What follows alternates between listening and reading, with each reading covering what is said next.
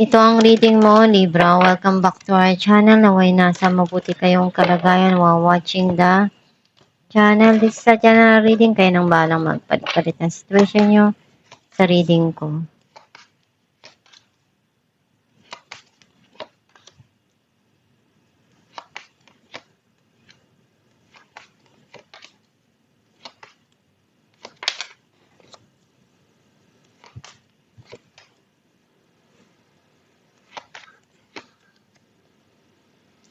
At the bottom of the deck, Page of Pentacles. I feel like ang sense ko na energy mo, nakikita ko na may mga gusto ka pang gawin sa buhay mo. Marami kang plano, marami kang gusto na matupad sa buhay mo or goal na gusto mong maabot. Pinag-iisipan mong maigi kung ano yung kailangan na gawin doon, kung anong paraan yung magagawa mo para makuha mo kung ano yung mga pangarap mo. Ang mensahe ng card mo, sometimes may mga bagay kang kailangan na harapin, na pag-isipan kung ano yung dapat na gawin dun sa mga pinagdadaanan mo. Some of you, may tao na nagbibigay sa'yo ng payo, ng advice, na pwedeng makatulong dun sa mga dumarating na pagsubok sa buhay mo.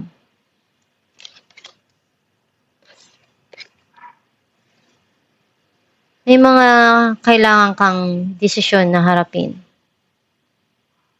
Some of you, mayroong sitwasyon na tinatama mo or itinatama ka.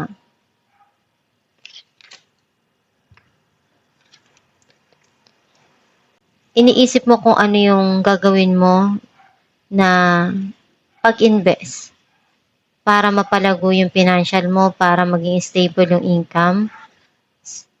And some of you, iniisip mo na ginawa mo lahat ng makaya mo, pero bakit ganun?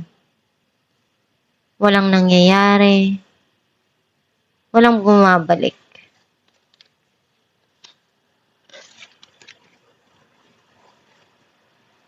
May parating na success and victory. Some of you, unti-unti ka nang nakakaalis doon sa mga pagsubok na pinagdadaanan mo. Naaabot mo na kung ano yung mga pangarap mo sa buhay, yung goal mo, na-achieve mo.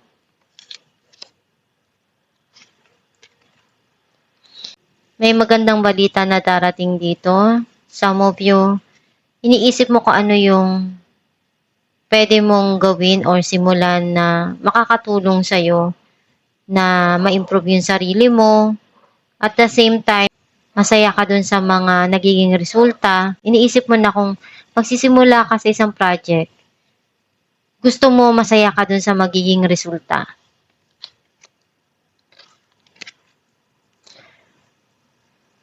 Very intuitive ka.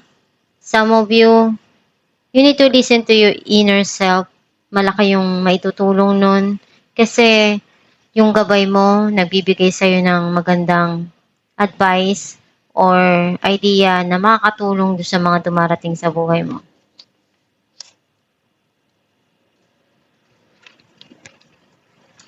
May communication na parating, some of you clarity dun sa situation.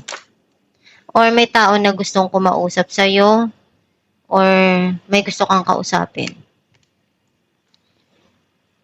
You're thinking about to fix or build your house or may ginagawa ka sa loob ng tahanan, inaayos or gusto mong gawin ang lahat ng paraan para makuha mo kung ano yung mga pangarap mo, yung goal mo sa buhay.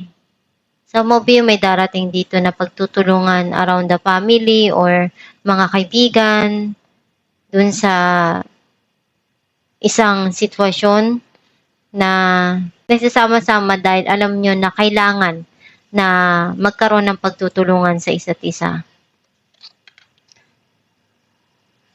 Clarify natin ang King of Swords,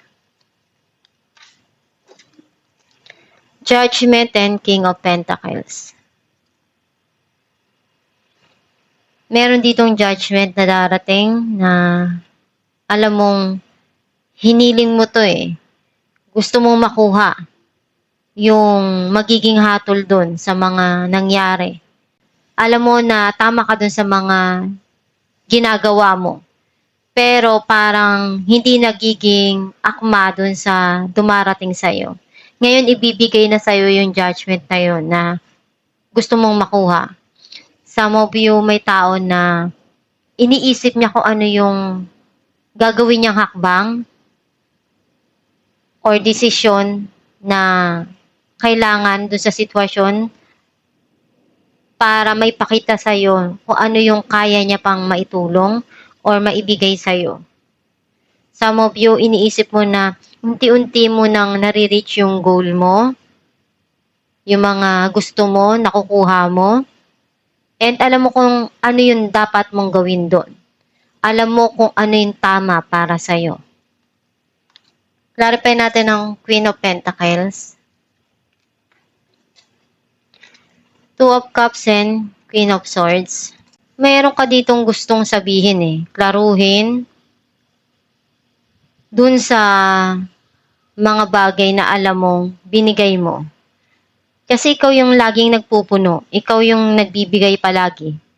Pero, iniisip mo, di ba dapat pareho? Nagbibigayan, nagtutulungan, o ano yung pagkukulang, pinupunuan ng bawat isa. Some of you, iniisip mo na, bakit hindi na ibigay ko na lang muna sa sarili ko kung ano yung nararamdaman kong pagkukulang. Ako muna yung magpupuno para sa sarili ko. Kailangan ko ring mahalin yung sarili ko. Bigyan yung sarili ko ng tama yung para sa akin. Clarify natin ang Page of Wands, King of Swords, and the Magician. Merong balita dito na darating na itong tao na to, magsasabi siya ng something na para sa kanya iyon yung tama. Kasi iyon yung nasa isip niya. Iyon yung pakiramdam niya. Some of you, gagawin mo lahat na makakaya mo para gawin kung ano yung kailangan dun sa sitwasyon. Kasi alam mo na iyon yung kailangan mo na ibigay na effort dun sa dumarating na suliranin or problema sa buhay mo or ginagawa mo sa buhay or may mga bagay kang kailangan dito na ayusin at gawin. Clarify natin ang Knight of Swords, Eight of Cups, and Two of Pentacles. Gusto mo muna na bigyan ng oras yung sarili mo para makapag-isip-isip. Kasi naguguluhan ka pa right now. Hindi mo alam kung ano yung dapat mong uunahin or magiging desisyon doon. Unti-unti naman na nagkakaroon sa'yo ng linaw yung mga nangyayari. Kaya mas gusto mong gawin yung nararapat. Ayaw mo nang isipin yung mga bagay na tapos na. Clarify natin ang Judgment, Queen of Cups, and Four of Swords. Gusto mo munang bigyan ng time yung sarili mo, makapagpahinga, makapag-relax. Kasi alam mong, kailangan din ng pagmamahal. Pagmamahal sa sarili. And iyon yung desisyon mo. At dapat respetuhin yun. Clarify natin ang Six of Wands, Two of Pentacles, and Seven of Pentacles. Kailangan mong balansihin yung mga dumarating sa buhay mo para hindi ka masyadong mapagod doon sa mga ginagawa mo. Kasi sobrang busy mo. Some of you, pinag-iisipan mong mabuti yung mga dumarating sa buhay mo. Kasi ayaw mong magkamali.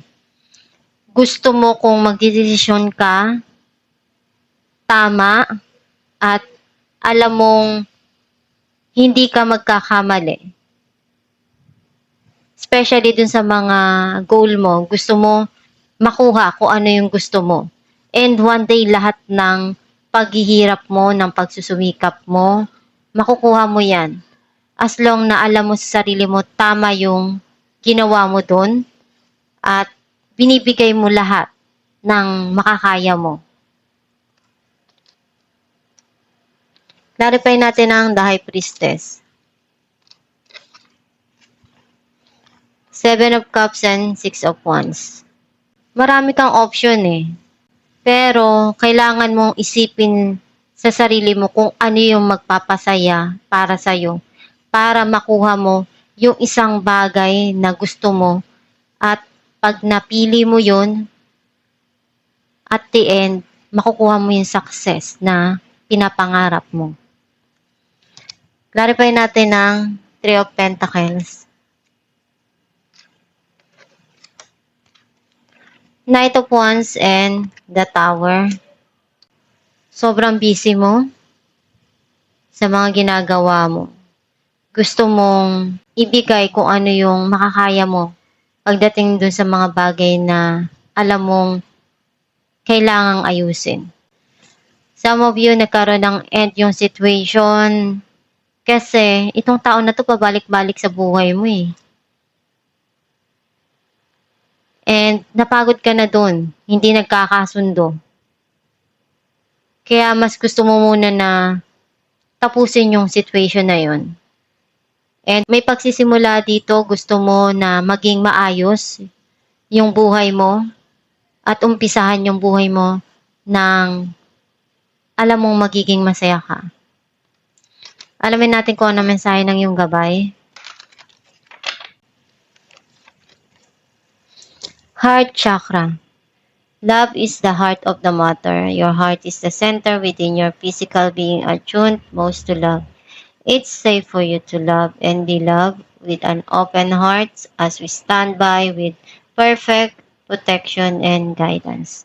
Ang mensahe ng iyong gabay na yung puso yun palaging sinusunod natin sa bawat ginagawa natin sa buhay. Doon tayo humuhugot ng mga bagay na desisyon or gusto nating mangyari sa buhay natin. Kasi kung di ka naman magiging masaya sa buhay, ano pa gagawin mo yung isang bagay? Siyempre, yung puso palagi, yung huhugutan mo ng mga desisyon mo. Sometimes, kung iisipin mo na hindi mo gagawin yun, sayang yung effort mo. Kasi kung sa huli, pagsisisihan mo lang din yung mga desisyon mo kasi hindi ka magiging masaya sa mga ginawa mo, sayang. Kung ano yung sa tingin mo magpapasaya para sa'yo, andun yung pagmamahal, yun yung sundin mo. As long na nakikita mong wala kang nasasagasaan, nasasaktan na ibang tao, at masaya ka dun sa ginagawa mo, go ahead. Ipagpatuloy mo yan. Susuportahan ka palagi ng Diyos Ama sa mga desisyon mo. Basta magdasal ka lang palagi at hilingin mo sa Diyos na gabayan ka sa mga ginagawa mo. At itong yung reading Libra, kung nakaresonate ka, kindly comment down below. Thank you for watching.